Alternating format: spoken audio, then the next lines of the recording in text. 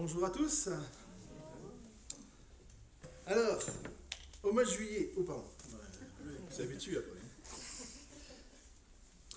Au mois de juillet, qu'est-ce qu'on a vu? Oui, le beau temps.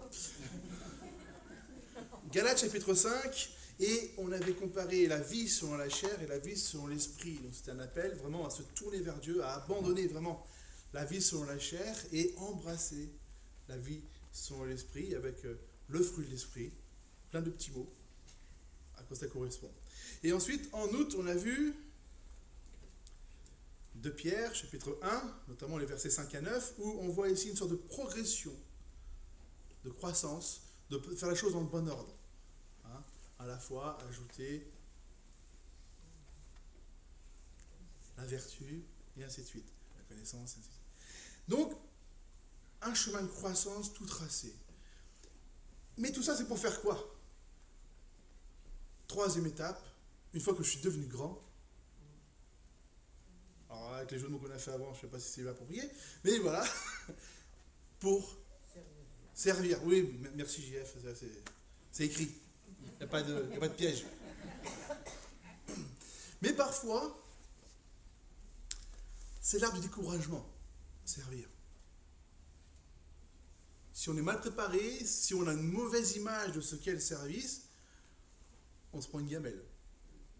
Et puis après, on n'a plus envie de servir. Et c'est dommage. Et donc, c'est un appel à tenir ferme, malgré tout. Et je vais vous donner quelques clés d'un ministère. Alors ça, c'est un sujet qu'on peut faire en séminaire sur plusieurs jours. Hein. Et là, on a 25 minutes. Je vous rassure, hein, je vais peut-être enfoncer des portes ouvertes, mais je trouvais ces messages pertinents parce qu'on a quelques personnes à l'AG qui ont été annoncées, voilà, qui se lancent dans le service, dans un ministère ou autre.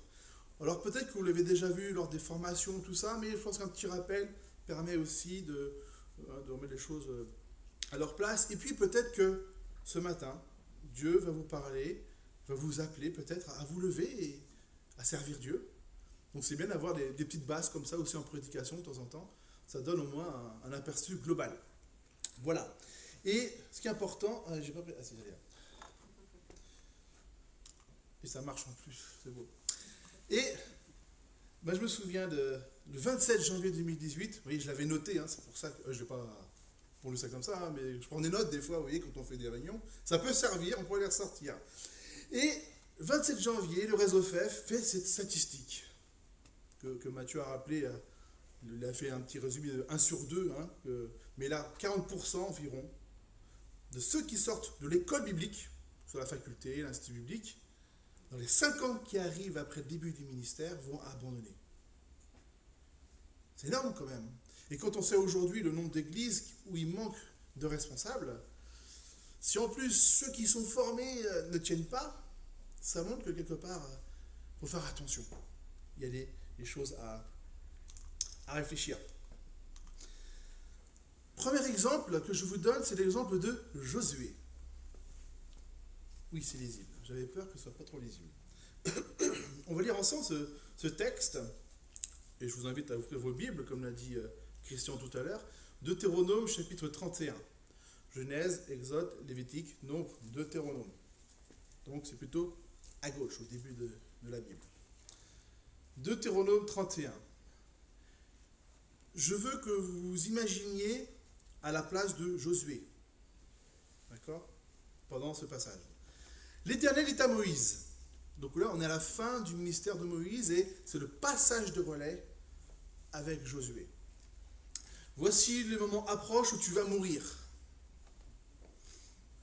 Bien, hein? Ça met le ton. Appelle Josué et présentez-vous dans la tente d'assignation. Je lui donnerai mes ordres. Moïse et Josué allèrent se présenter dans la tente d'assignation. Et l'Éternel apparut dans la tente dans une colonne de nuée, et la colonne de nuée s'arrêta à l'entrée de la tente. L'Éternel dit à Moïse, « Voici, tu vas être couché avec tes pères. » Ça veut dire que tu vas mourir. « Et ce peuple se lèvera et se prostituera après les dieux étrangers du pays au milieu duquel il entre. Il m'abandonnera et il violera mon alliance que j'ai traitée avec lui. En ce jour-là, ma colère s'enflammera contre lui. Je les abandonnerai et je leur cacherai ma face. Mettez-vous bien à la place de Josué. Hein. Il sera dévoré, il sera la proie d'une multitude de maux et d'afflictions. Et alors, il dira, n'est-ce point parce que mon Dieu n'est pas au milieu de moi que ces maux m'ont atteint? Et moi, je cacherai ma face en ce jour-là, à cause de tout le mal qu'il aura fait, en se tournant vers d'autres dieux. Maintenant, écrivez ce cantique. Enseigne-le aux enfants d'Israël. Mets-le dans leur bouche et que ce cantique me serve de témoin contre les enfants d'Israël. Car je mènerai ce peuple dans le pays que j'ai juré à ses pères de lui donner, pays où coule le lait et le miel. Il mangera, se rassasiera, s'engraissera, puis il se tournera vers d'autres dieux et les servira. Il me méprisera et violera mon alliance. Quand alors il sera atteint par une multitude de maux et d'afflictions, ce cantique, qui ne sera point oublié et que la postérité aura dans la bouche, déposera comme témoin contre ce peuple. Je connais en effet ces dispositions qui déjà se manifestent aujourd'hui, avant même que je l'ai fait entrer dans le pays que j'ai juré de lui donner. Le cantique se trouve dans le chapitre suivant. Mais voilà, mais tu vois un petit peu à la place de Josué. Moïse a fait un boulot formidable. Hein, il a attiré quand même le peuple et tout. Là, on va me confier un peuple. Et voilà ce qui va se passer. Ouais, d'accord. Là, on prend un coup quand même. Hein, Matthieu, imagine, il y a une dizaine d'années, quand on t'a confié l'église de la bonne nouvelle, on te dit, voilà, en gros, bah, tout ce que tu vas faire, en fait, compte, ça ne va pas grand-chose. D'où l'importance de ce verset ici. L'Éternel donna ses ordres à Josué, fils de Nun, il dit, fortifie-toi et prends courage. Oui, oui. Car c'est toi qui feras entrer les enfants d'Israël dans le pays que j'ai juré de leur donner, et je serai moi-même avec toi. Heureusement qu'il y a cette promesse. Parce que quand on voit ce qui va arriver, et c'est annoncé. Heureusement que nous, on ne sait pas l'avenir quand on nous confie un ministère, et c'est heureux. Mais là, Josué, on va lui confier un ministère, et on sait que il pourrait croire qu'il y aura un échec. Pas forcément dû à lui, mais il y aura un échec quelque part. Qu'auriez-vous fait à sa place? On dit, mais pourquoi prendre ce peuple en main? Ça n'ira pas bien. Pourquoi moi? Quelque part. Ça fout les boules, non? Alors moi, je me mets à sa place. C'est chaud, quoi. C'est chaud. Deuxième exemple, l'apôtre Paul. Si vous avez remarqué, là, on est dans la phase de découragement. Hein. Il y aura après une suite. Voilà. Mettez-vous pareil à la place de Paul. Hein. Ce qui montre, c'est quoi pour lui le ministère. Souvent en danger de mort. 5 fois, j'ai reçu des Juifs, 40 coups moins 1. 3 fois, j'étais battu de verge. 1 fois, j'étais lapidé. 3 fois, j'ai fait naufrage. J'ai passé 1 jour et 1 nuit dans l'abîme. Fréquemment en voyage, j'ai été en péril sur les fleuves, en péril de la part des brigands, en péril de la part de ceux de ma maison, en péril de la part des païens, en péril dans les villes, en péril dans les airs, en péril sur la mer, en péril parmi les faux frères. Oui, parce qu'il y a aussi les autres. Hein. J'ai été dans le travail, dans la peine, exposé à de nombreuses veilles, à la faim et à la soif, à des jeûnes multipliés au froid et à la nudité. Et sans parler d'autre chose, je suis assiégé chaque jour par les soucis que me donnent toutes les églises. Ouais, parce que les églises, ça donne des soucis. Ceux qui sont au ministère le savent. Et pourtant, je veux bien ce et pourtant,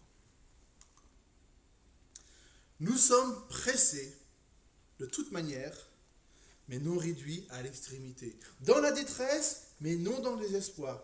Persécutés, mais non abandonnés. Abattus, mais non perdus. Portant toujours avec nous dans notre corps la mort de Jésus, afin que la vie de Jésus soit aussi manifestée dans notre corps.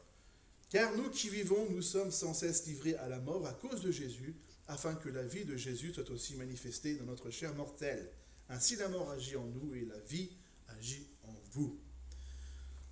Si ça ne va pas, lisez ces textes. Eux, ils ont vraiment morflé. Que ce soit Josué dans l'Ancien Testament, que ce soit les premiers apôtres, avec toutes les souffrances qu'ils ont dû endurer, les martyrs, les premiers chrétiens, les pères de l'Église aussi, certains ont vécu des martyrs. En fin de compte, avec du recul, on se dit, on n'est pas si mal. Il y a des soucis, il y a des souffrances, et on voit ici l'exemple de l'apôtre Paul qui, malgré ça, il sait que sa cause est juste, il sait que ça en vaut la peine. Et là, je pense qu'il y a une clé qui est là. Donc pour être clair, servir Dieu, ce n'est pas toujours facile.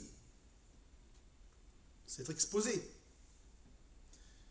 Mais Dieu, quand même, nous appelle à le servir. Mais il faut être conscient de c'est quoi?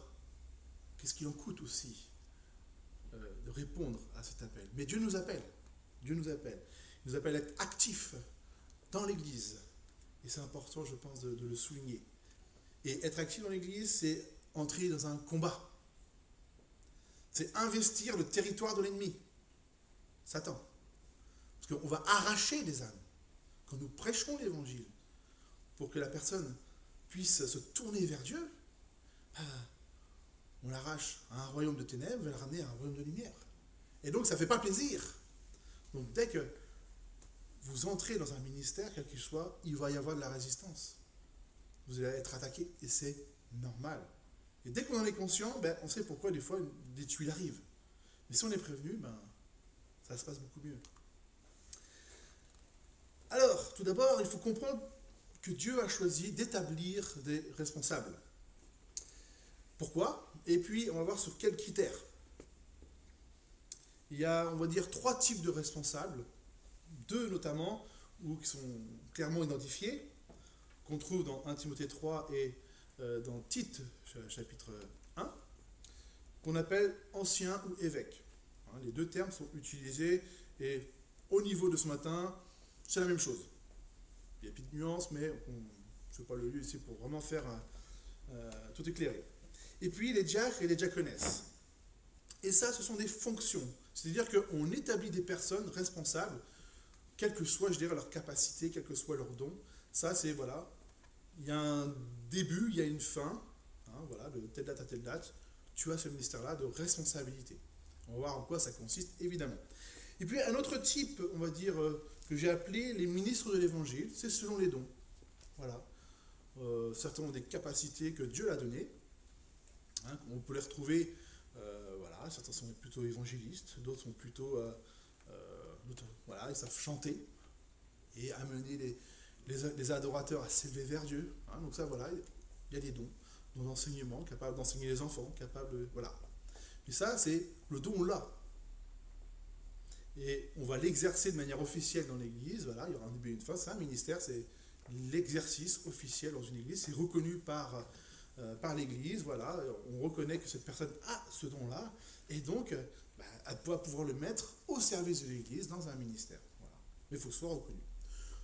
Et je ne vais pas trop insister sur les ministres de l'Évangile, parce qu'on n'a quand même pas beaucoup de temps, mais on va plus voir ce matin les anciens, les évêques, les diacres et les diaconesses. Est-ce que vous avez une question là-dessus déjà?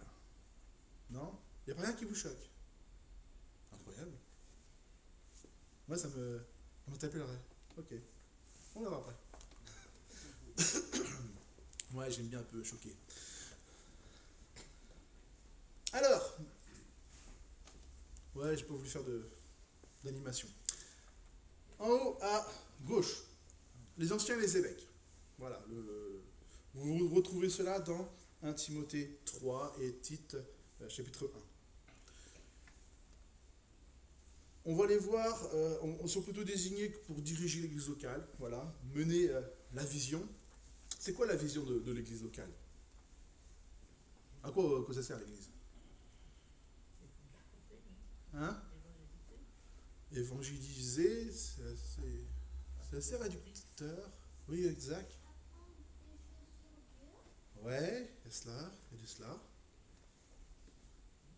Vous voyez les références, ça peut aider. Ça aide, non? Mieux connaître Dieu. Mieux connaître Dieu. On pourrait dire révéler Dieu. On pourrait résumer cela en faire des disciples qui sont capables de faire d'autres disciples. Parce que ça englobe tout. Ça englobe l'évangélisation, ça englobe l'enseignement, l'affermissement.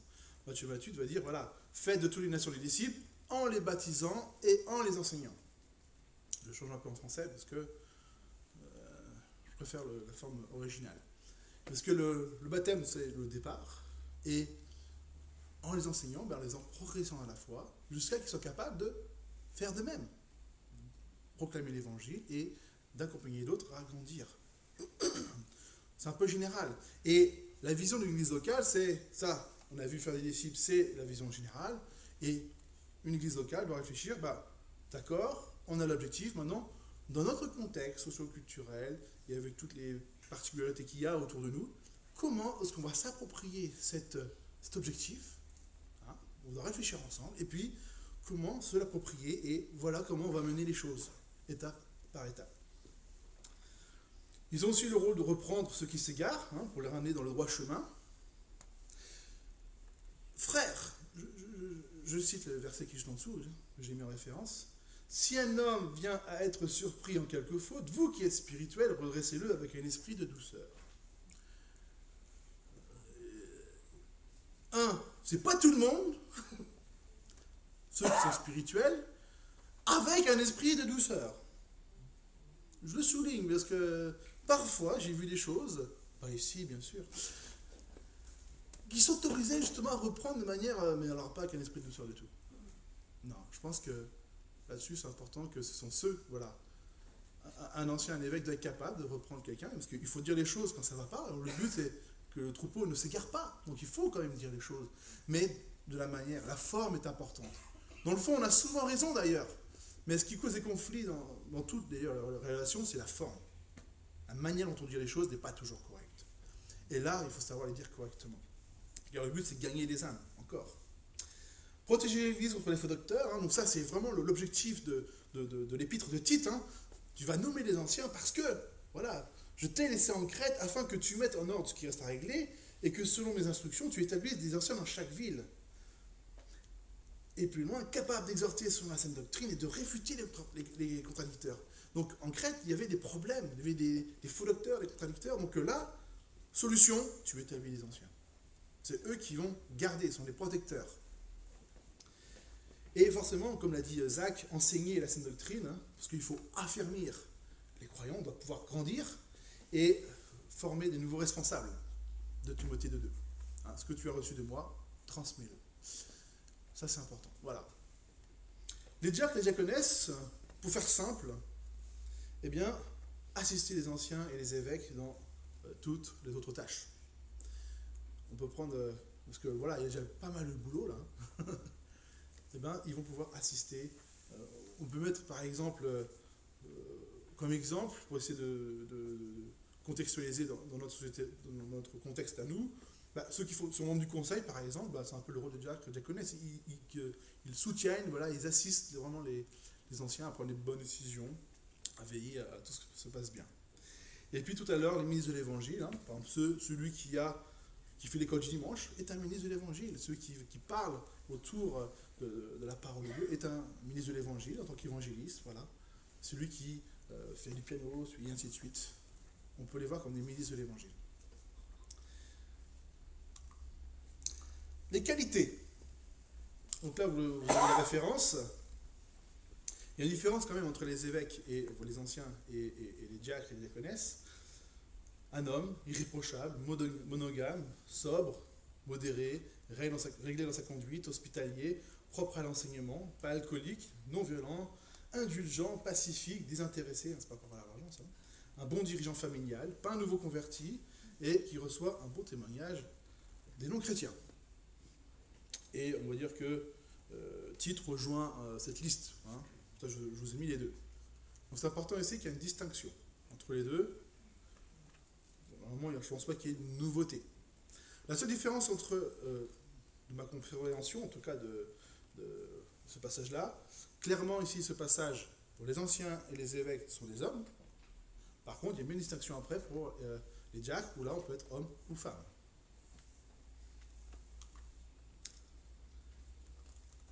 Et pour les diacres et diaconesses, honnêtes, droits, sincères, fidèles, non médisants, pas alcooliques, désintéressés, qui connaissent et appliquent la parole de Dieu, qui sont sans reproche, monogames et des bons parents.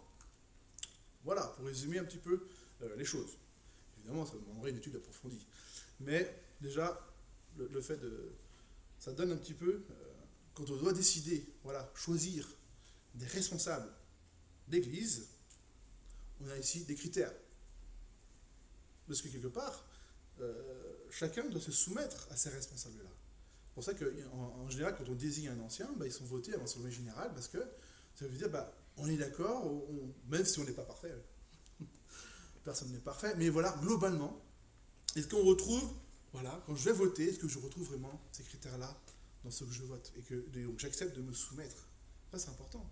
Voilà, on fait des choix éclairés. J'avance, je retourne. Alors, les clés d'un ministère réussi. Une fois que voilà, je veux entrer ou j'aspire à, ou bien je suis dans un ministère, qu'est-ce que je dois faire pour éviter de tomber dans le découragement? Tout d'abord, regardez à Dieu. Si j'ai seulement ça, c'est pas évident. Il faut se rendre compte pour qui je travaille. Qui c'est le patron? C'est Dieu. À qui je rends des comptes en premier? C'est Dieu. Et donc, je travaille pour Dieu, mais au service des autres. Hein? Et là, Jésus, il est tellement clair là-dessus, hein, celui qui est le premier, hein, il doit être déjà au service des autres. Hein. Bon, c'est très clair à ce niveau-là, même si je suis en poste de responsabilité, mais c'est un esprit vraiment d'humilité et de service des autres. Deuxième point, et pour moi qui est fondamental, je ne dois pas m'attendre à de la reconnaissance terrestre. C'est dur ce que je vais dire là. Et celle de Dieu doit me suffire. Combien de fois j'ai entendu des frères et sœurs qui sont en responsabilité, découragés. Oh, j'ai organisé ça, mais il n'y avait qu'une ou deux personnes. Et hop, déception. Et je me souviens, avec Mirez, j'avais une de ses connaissances, une Tunisienne, qui justement, on l'a eu en visioconférence, et elle voulait se lancer dans la formation biblique, travailler dans son église, et puis... et je le sentais qu'elle avait besoin de reconnaissance des frères et sœurs, parce que être une femme, c'est pas facile, là où elle est, hein, selon les églises, et puis les cultures, on n'a pas la même vision de la place de la femme dans l'église. Et je sentais que ça allait être difficile. Et je lui dis, non, si tu t'engages pour Dieu, tu t'engages pour Dieu, ne t'attends pas à la reconnaissance, sinon tu seras toujours déçu. Et là, ça a ouvert les yeux. Quand je sers Dieu. Et si je m'attends à du retour, même des frères et sœurs, des fois, vous êtes reconnaissants sans le dire, mais voilà, mais si moi je m'attends à la reconnaissance verbale, je vais à l'échec pour moi-même. Pas l'échec pour le service, mais l'échec, je vais être déçu forcément. Combien de fois vous allez voir à la fin du culte, voir le prédicateur, ouais, c'est une super prédication. Attention. Si tout le monde vient me voir à la fin, dimanche prochain, je vais vous dire, alors, qu'est-ce que tu as changé dans la semaine que je t'avais dit de changer? Alors, réfléchissez avant de venir me voir. Mais, ah bah oui, le but, moi, c'est que il y a de l'application derrière. Donc, la reconnaissance pour dire c'était super, mais j'ai rien fait. Voilà. Ça, c'est pour éviter l'emballement. Mais oui, si je sers Dieu, alors, moi, pour m'aider, par exemple, quand j'organise une activité, pour une réunion, une formation ou autre, je me dis, il n'y aura personne. Et quand je vois une, deux personnes arriver, oh, c'est génial. Et là, on change totalement, je dirais, de vision et on n'est pas découragé. Alors des fois, il faut se mettre en cause. Hein. Peut-être que je n'ai pas bien choisi ni le moment et ainsi de suite. Ok. Mais des fois, ce n'est pas de notre fait. Comme Josué, ce n'est pas de sa faute. Et Dieu l'avait averti, non, ce n'est pas de ta faute, c'est le peuple qui va pécher. Donc, voilà, mes frères et sœurs, si vous êtes dans un ministère, ne vous attendez pas à avoir de la reconnaissance. Et ça va beaucoup mieux. Mais Dieu est très reconnaissant de ce qu'on fait. Et on le voit dans les bénédictions, croyez-moi. 2 Corinthiens 4, 16, 18, c'est pourquoi nous ne perdons pas courage, et lors même que notre homme extérieur se détruit, notre homme intérieur se renouvelle de jour en jour, car nos légères afflictions du moment présent produisent pour nous, au-delà de toute mesure, un poids éternel de gloire. Ce que vous faites, ça a un poids éternel de gloire. Parce que nous regardons non point aux choses visibles, hein, peut-être de la reconnaissance terrestre, mais à celles qui sont invisibles. Car les choses visibles sont passagères et les invisibles sont éternelles. Quelqu'un qui va être reconnaissant, un individu qui vient me voir pour être reconnaissant, ben c'est momentané. Mais quand Dieu est reconnaissant pour ce que vous faites, c'est éternel. Et là, ça change toute perspective. Donc, troisième point, je ne dois pas regarder le succès de mon ministère sur le nombre ou la quantité. Ça rejoint un peu ce que je viens de dire avant. Ce n'est pas le nombre qui fait que c'est un succès. Et pour un seul pécheur qui se Qui se repent?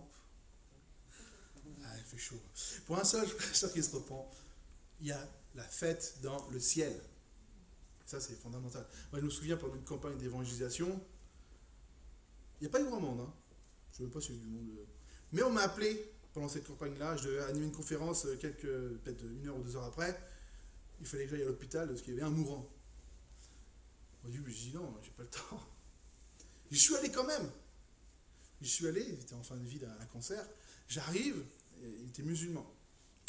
Et j'arrive, et là, il était vraiment pas bien, quoi. Direct, je lui ai prêché l'évangile en 30 secondes. Et il a accepté Christ. Et après, l'après-midi, quand l'imam est arrivé, c'est trop tard parce qu'il était inconscient. Et il est mort le surlendemain. Waouh! Moi, je vous dis ça. Voilà, ces campagnes, au moins, servaient à ça, quelque part. Et bien, la personne, parce que son pasteur ne voulait pas se déplacer, il était presque injoignable. C'est des grosses églises, vous savez, des fois, à Paris, ils sont très, très occupés, les pasteurs. Et là, elle m'a trouvé, je ne sais même plus comment, mais grâce à cela, eh ben, il y a eu une conversion. Et là, moi, c'était génial, quelque part. C'est triste. Hein. Et après, elle m'a demandé même de l'accompagner jusqu'en Auvergne pour pouvoir faire une cérémonie. Eh ben, c'était chaud, parce que pour elle, c'est vraiment de la famille de son mari défunt, qui voulait réclamer le corps et tout pour le ramener en Algérie. Mais ouais, c'était un moment très fort, hein, je dirais, ce moment-là. Mais voilà, c'est pas le nombre qui compte.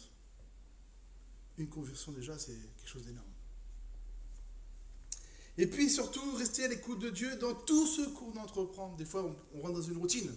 Et puis, regardez l'apôtre Paul, il voulait aller là, hein, si vous lisez les Actes, et puis arrêté par le Saint-Esprit. Non, allez là. Il a pu être arrêté parce qu'il était à l'écoute. Et ça, je pense que la prière a une place prépondérante dans tout ministère. Je sais bien. Rester humble. On l'a dit tout à l'heure, nous sommes des canaux. Hein, je peux, c'est une prière que j'ai entendue. Nous sommes des canaux. On n'a rien à se glorifier. En fait, le tas, ce n'est pas nous qui le faisons, c'est Dieu. Qu'est-ce qui nous donne les dons spirituels? C'est Dieu. Qu'est-ce qui agit à travers nous, à travers ce don? Ben, c'est Dieu. Et c'est... En fin de compte, notre seule qualité, c'est d'avoir accepté que Dieu nous utilise. Donc, restons humbles. Des fois, je me souviens, il y a quelques dizaines d'années, j'entendais des fois des discours dans certaines églises. Ouais, moi j'ai parlé à tant de personnes, moi j'ai parlé à tant de personnes. Ouais, mais bon, c'est Dieu qui t'a permis que tu rencontres des personnes. Donc on n'a pas vraiment à se glorifier, quoi. Il faut se glorifier, cela n'est pas bon. J'en viendrai néanmoins à des visions et à des révélations du Seigneur. Je connais un homme en Christ qui fut il y a 14 ans ravi jusqu'au 3e ciel. Si ce fut dans son corps, je ne sais. Si ce fut hors de son corps, je ne sais. Dieu le sait. Et je sais que cet homme, je passe la parenthèse, fut enlevé dans le paradis et qu'il entendit des paroles ineffables qu'il n'est pas permis à un homme d'exprimer. Je me glorifierai d'un tel homme, mais de moi-même je ne me glorifierai pas, sinon de mes infirmités. C'est Paul qui parle, ce grand apôtre qui a même implanté des églises pour tout le Méditerranéen. Et lui, il ne se glorifie pas. Alors, beaucoup d'humilité de nous. Si déjà on implante une église, on sera bien content. Alors lui, avec tout ce travail, alors restons humbles. Restons humbles. Seul, on va plus vite. À deux, on va plus loin. On n'est pas seul. L'apôtre Paul a toujours travaillé en équipe.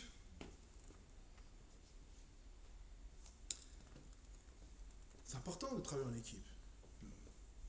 Combien de fois on a vu des pasteurs partir tout seuls implanter quelque chose, ou des missionnaires partir tout seuls au loin? Non, non, non, non. La vision biblique, on voit, surtout à travers l'apôtre Paul, même les apôtres, toujours travailler en équipe. On a l'ordi d'achat, on se croit les uns les autres, des fois on a tous des hauts et des bas. Donc c'est important de pouvoir travailler en équipe. Et puis, il faut rendre des comptes. Je pense que c'est important.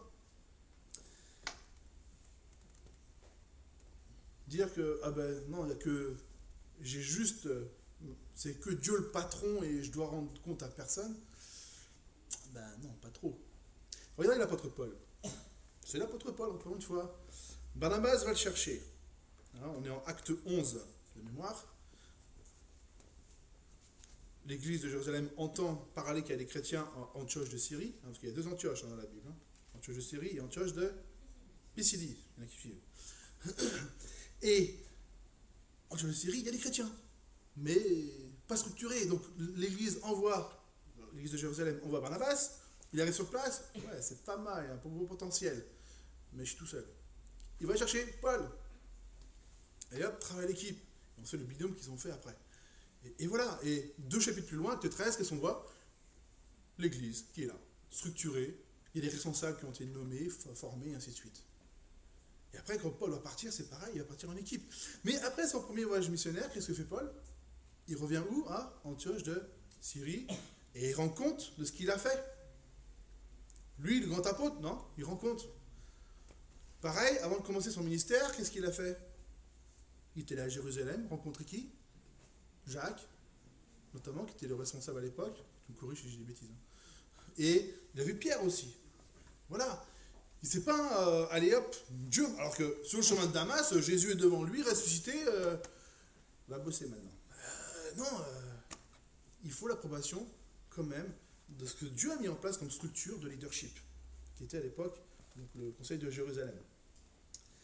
Et puis, donc on doit rendre compte de nos actions, hein, et puis de ce qu'on fait. Donc ça peut être dans l'église locale, ça dépend si vous travaillez au niveau régional ou national. Et puis, nos progrès et nos échecs aussi. On a le droit à l'échec. On peut se tromper. Et quelque part, c'est ce qui nous fait le mieux progresser, l'échec. Alors je ne veux pas reprendre la phrase de Yoda, hein, qui dit ça, enseigne surtout l'échec dans les derniers Star Wars, mais il y a du vrai. On peut tomber des fois, mais il faut se relever, c'est tout. Il faut se relever. Et moi, j'encourage vraiment à ce que vous ayez un mentor, plusieurs mentors, qui va justement, où vous allez pouvoir parler cœur à cœur et vous confier vraiment. Voilà, le but, c'est votre caractère. Le mentor doit viser à développer votre caractère pour Dieu. La formation continue. Si vous dites je sais tout, c'est bon, je peux y aller, je crois que ça va pêcher un peu. Et puis, on a toujours besoin de progresser dans sa foi. Et puis, il faut toujours se remettre en cause dans son ministère. Est-ce que je fais les choses bien? Est-ce que je pourrais faire les choses mieux? Donc la formation, en général, nous permet de remettre en cause tout cela, de revenir étudier les textes, revoir l'histoire de l'Église, ainsi de suite, de comment les choses se font, et aussi à droite à gauche, aujourd'hui dans le monde. Et donc, il faut choisir juste un niveau de formation adapté à son niveau, selon son ministère, et son contexte familial. Hein. Moi, je me souviens, hein, quand j'ai dû me former dans le ministère, j'avais déjà 4 enfants. Pour moi, il était hors de question que j'aille partir comme ça, 1 ou 2 ans ou 3 ans, en laissant ma famille de côté. Ben, j'ai trouvé une autre solution alternative où je pouvais travailler tout en étant, je pouvais me former tout en travaillant et en restant avec ma famille. Mais voilà, demeurez, veillez, demeurez ferme. C'est important. Soyez des hommes, fortifiez-vous. Hein, on voit ici qu'il faut toujours garder en tête qu'il faut s'affermir et avancer. J'avance un peu. Voilà. Et puis, je pense à un élément qu'on oublie un peu. Souvent, une personne qui arrive, elle commence un ministère, elle arrête, peut-être qu'elle déménage ou autre, et hop, l'activité s'arrête. Parce que je crois qu'on a oublié quelque chose. La transmission. Pourquoi ne pas être formateur, entre guillemets? Non pas être, c'est peut-être un mot un peu grand, mais voilà, je suis en poste d'un ministère, je dois rechercher autour de moi d'autres personnes pour me seconder, pour faire équipe, revenir à tout à l'heure faire équipe, mais aussi peut-être qui me remplaceront aussi. Et là, je pense que c'est une clé aussi quand on veut qu'il y ait une pérennité de ministère. Recruter, former, accompagner. Et là, 2 Timothée 2.2, c'est une clé fondamentale, je pense, pour toute chose. C'est Paul qui parle à Timothée, qui dit « Toi donc, mon enfant, fortifie-toi dans la grâce qui est en Jésus-Christ, et ce que tu as entendu de moi en présence de beaucoup de témoins, confie-le à des hommes fidèles qui soient capables de l'enseigner aussi à d'autres. » Et ça, pour moi, c'est pas que pour l'apostolat ou pour en tant qu'ancien, c'est pour tout ministère quelque part. On a reçu les choses, on doit les transmettre. Conclusion. Voilà la transition un peu brute, hein. Mais je vois que l'heure qui tourne et c'est important aussi d'avancer. reste-t-il pour parvenir à la maturité dans la foi, hein, avec tout le parcours qu'on a vu depuis Galates en juillet, de Pierre en août et aujourd'hui, vers quel objectif? Parce qu'en fin de compte, les critères de tout à l'heure, dans Timothée 3, ça, c'est les critères d'une personne mature dans la foi. Je t'ai laissé en Crète, choisis des anciens. Voilà quels sont les critères pour choisir un ancien. Donc, voilà les critères d'une personne mature dans la foi. Et regarde dedans. Donc, ce n'est pas ici les critères juste pour des anciens, en fait. C'est les critères d'une personne qui est mature dans la foi. C'est tout. Est-ce que vous êtes dans ces critères-là ou pas? Donc, je reviens à ma question. Oula. Voilà. Que me reste-t-il pour parvenir à la maturité dans la foi? Et il ne faut pas confondre maturité et perfection. La sanctification, c'est Dieu qui me rend... Alors, il y a un lien, mais il faut être parfait pour servir. Mature. Est-ce que vous avez envie de servir ou pas? Par exemple, on cherche des personnes pour faire la technique. Il manque de personnes. Si vous aimez bien la technique, peut-être ça peut être... J'en profite, hein, autant passer des petites annonces. Dans quoi puis-je servir? Quels sont mes dons spirituels? Vous connaissez vos dons spirituels? Là, tout à l'heure, en priant dans la salle, j'ai vu qu'il y avait les dons spirituels de Schwartz, hein, si vous voulez vraiment... et j'ai même fait, alors, si en plus, si vous êtes vraiment un peu comme moi, un peu feignant, j'ai même fait un petit programme qui vous sort automatiquement les choses. Vous sélectionnez un formulaire et j'ai repris exactement ce qu'il y avait là, en fait, sauf que je l'ai automatisé. Mais c'est intéressant de savoir quels sont nos dons. Quelle capacité puis-je mettre au service de l'Église? Il y a les dons spirituels à côté, et puis aussi on peut avoir d'autres capacités, entre guillemets, naturelles. Quelqu'un qui sait faire la musique, quelqu'un qui sait manier un petit peu voilà, l'ordinateur, hein, pourquoi pas. Et qu'est-ce qui me manque pour servir? De l'envie, de la crainte, de la formation. Quand j'ai accepté l'appel pastoral, je n'étais pas prêt encore pour servir. Qu'est-ce qui manquait? Un peu de formation? Ben, je vais en faire. Vous voyez? Et après, plus tard, quelques années après, j'ai pu me lancer. Donc voilà, il y a l'envie, est-ce que je veux servir? Voilà, Dieu appelle. Qui enverrai-je, hein, dans Ésaïe? Et qu'est-ce que dit Ésaïe? Est-ce qu'il est prêt? Non, mais bon, il n'y a personne qui se lève. Envoie-moi. Voilà. Et après, ben, c'est Dieu qui a fait les choses avec pour les lèvres pures, si vous voulez. Et on n'est pas prêt souvent. Et ce que je veux, c'est qu'on prenne position. Tu veux ou tu ne veux pas? Et ensuite, on voit qu'est-ce qui empêche. De la crainte? Ou bien de la formation, peut-être. Donc je pense que c'est intéressant que vous réfléchissiez. Est-ce que vous vous sentez mature dans votre foi? Est-ce que vous vous sentez prêt à servir ou pas? Et qu'est-ce qui en manquerait? Donc cette semaine, parce que c'est un peu mon appel, c'est, voilà, le but, c'est pas de venir dimanche après dimanche, hein, on rappelle assez souvent, l'église se vide dans la semaine, dans les cellules de maison, mais il y a tellement de choses à faire pour Jésus-Christ. Et une partie peut se faire dans une église locale, ou non pas forcément de partir à l'étranger, non, déjà, est-ce que je peux servir déjà là où je suis? Voilà. On va prier? Prions. Le Seigneur, tu nous appelles à servir, mais pas n'importe comment. Tu nous prépares et que cette semaine, nous puissions réfléchir à cet appel. Où, de quelle manière tu veux que nous te servions? Qu'est-ce qui manque? Pourquoi est-ce que je n'ai pas envie? Pourquoi est-ce que j'ai de la crainte? Pourquoi j'ai des obstacles? Ou alors j'ai envie de servir, mais pourquoi je n'arrive pas à me lancer? Que tu puisses vraiment nous éclairer et que tu puisses vraiment travailler en nous, notre caractère, nous faire réfléchir pour que nous puissions vraiment répondre à cet appel, que nous puissions nous lever et aller pour te suivre, pour servir dans l'Église. Il y a tellement de travail à faire. Comme on aime le rappeler, les églises manquent de responsables formés, accomplis, prêts. Alors que tu puisses vraiment nous éclairer et nous faire réfléchir. Et si chacun prend sa place, cette pierre,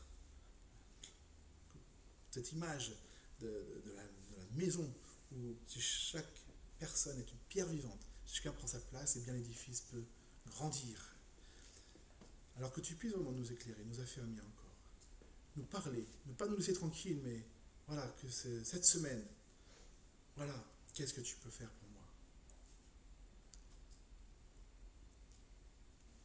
Parle à nos cœurs. Et que chacun puisse trouver sa place, se lever et répondre à cet appel, Seigneur. Amen.